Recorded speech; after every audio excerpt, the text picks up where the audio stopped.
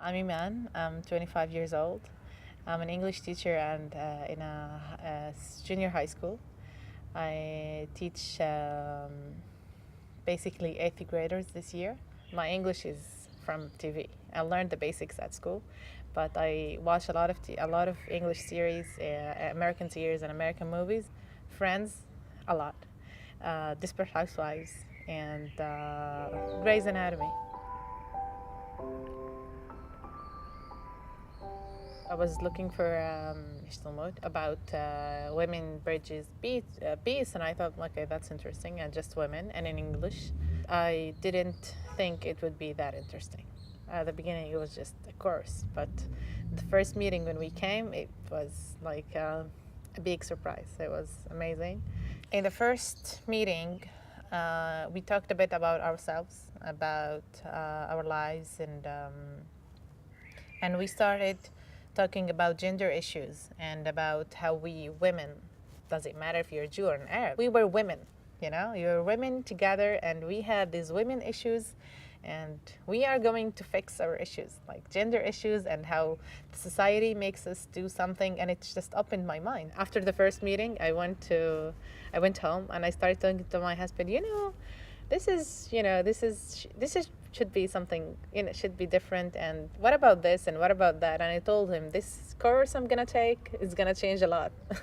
And he was like, what? I told him a lot of gender issues. Why should I do that? Why don't you do that? And talk like that. Although my husband is great, I mean, if you compare him to other Arab men, he's great, but still he's got a lot to do. And after the second session, I went home and I told him, we've got to change some things. And, this course is doing something. He started to say, what about this course? Now it's like we took a moment and I thought about it. It's not like I'm going to change everything, but at least I understood some things that it's not the way it is. Like it's because society made it this way. Like I can't change it.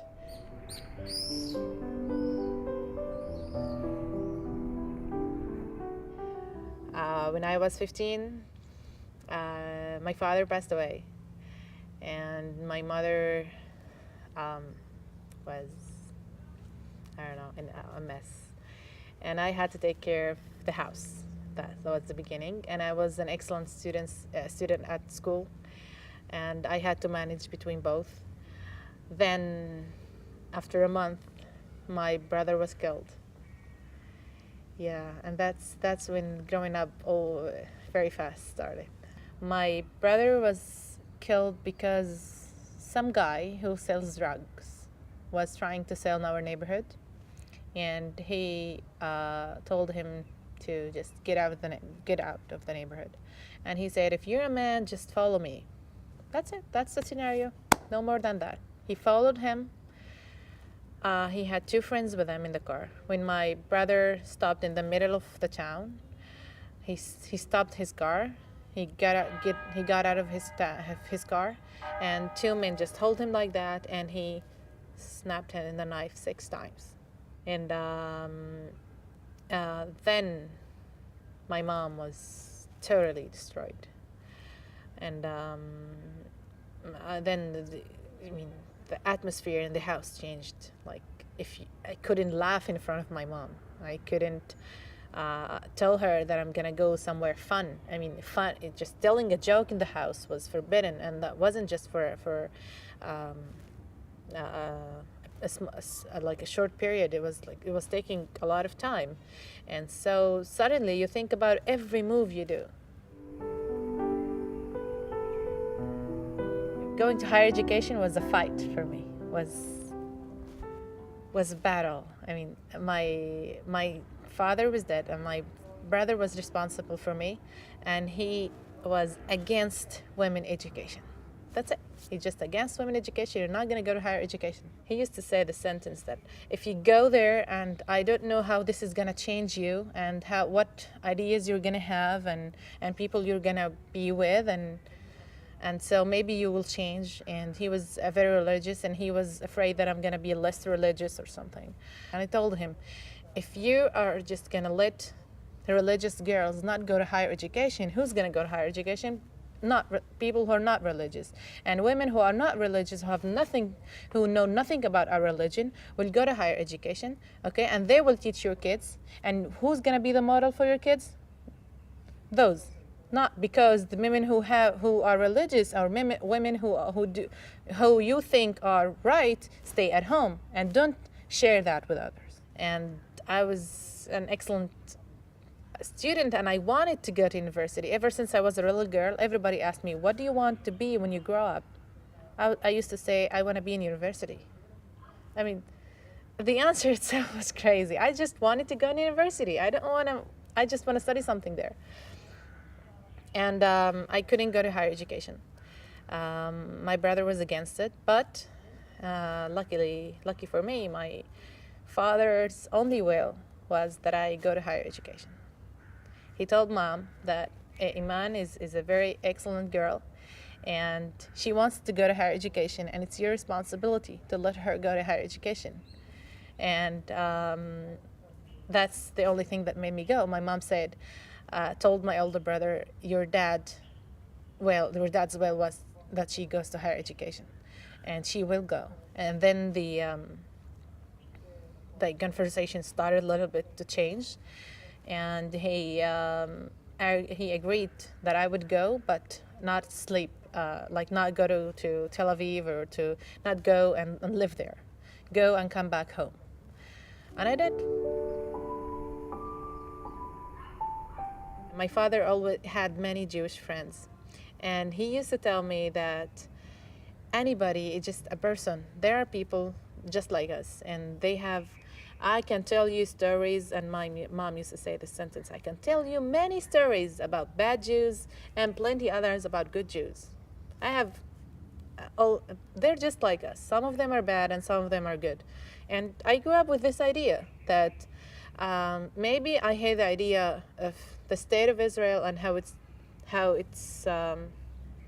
so cruel to my brothers and sisters, especially in the West Bank and Gaza, and discrimination against us, but not against Jews themselves. When I understood that the course is going to be about Jewish and Arab women, I thought, I want to see how others think. Is it really? And I was surprised that there are those people who live in their bubbles and who know nothing, absolutely nothing about what's going on here. There was this participant who was shocked to know that there is discrimination against Arabs, or that that is harder for Arabs to live in Israel, or like things that for me are so obvious. Oh, don't let me tell you a story. I wanted to study occupational therapy at Republic Paisuk, and I was crazy about it. And there was age limiting. You can't start the topic until you're maybe 19, 21, it depends. So it wasn't until 21. And I wanted to apply, and they said it's until you have to be 21 to start because you need to be mature, you're gonna deal with people, blah, blah, blah.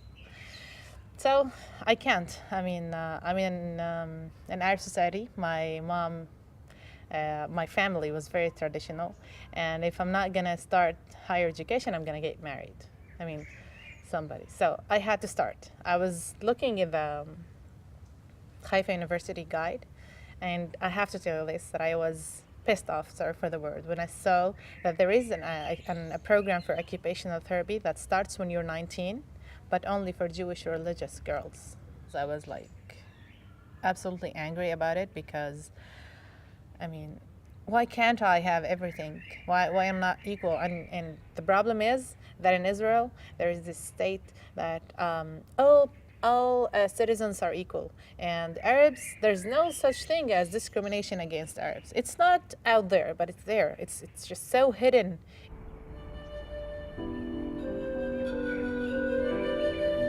We were talking in the course about this lecture that you get before becoming a teacher from your parents. Be careful, don't talk about that, don't talk about this, just teach English and go home.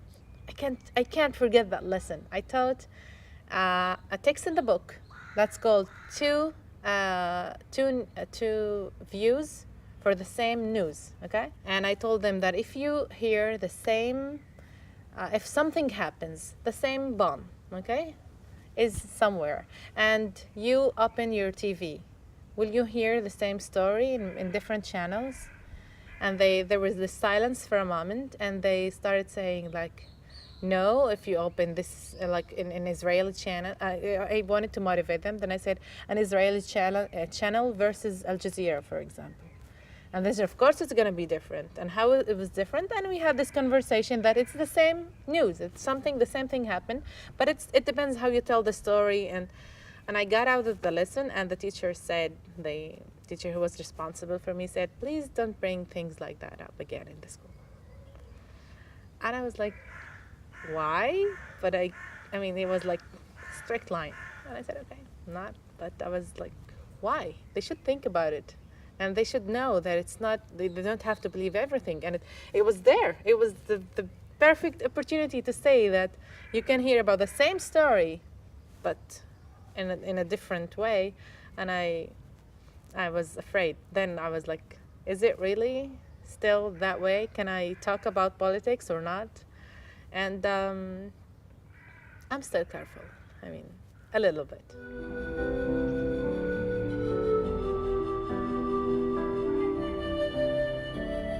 I love teaching, not just teaching the language, but using the language to do something else with our lives. I want two Jewish and Arab groups to meet and start with something in common. Forget that we're not going to sit there and talk about being an Arab and being a Jew. It's just not going to solve anything, just going to make these things just worse. So we will start with something, I'm thinking about it, maybe movies, maybe just songs. They both like music, or maybe gender issues, because it was interesting. So I'm still thinking about what that thing is to start with, the something that is in common. And after a few meetings, after they have some project together, maybe we'll bring up the culture and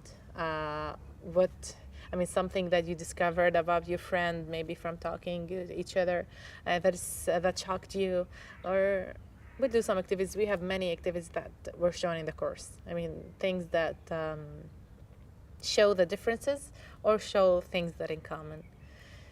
Maybe that will change something. We have to do something, even if it's little.